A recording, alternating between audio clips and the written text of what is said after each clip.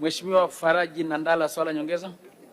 Mheshimiwa, asante sana Mheshimiwa Naibu Spika kwa kunipatia nafasi ili niweze kuuliza swali la nyongeza. Mheshimiwa Naibu Spika, jimbo la Ndanda tumebahatika kupata skimu 3 kubwa za umwagiliaji.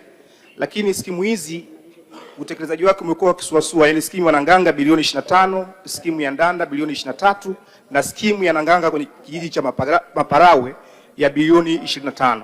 Sasa ni ipi kauli ya serikali kuhakikisha kwamba wanapeleka fedha za kutosha ili kuweza kukamilisha utekelezaji wa skimu hizi kubwa 3 za kimkakati na kuleta matumaini makubwa kwa wananchi wa jimbo la Ndanda? Naibu Waziri, majibu. Asante sana.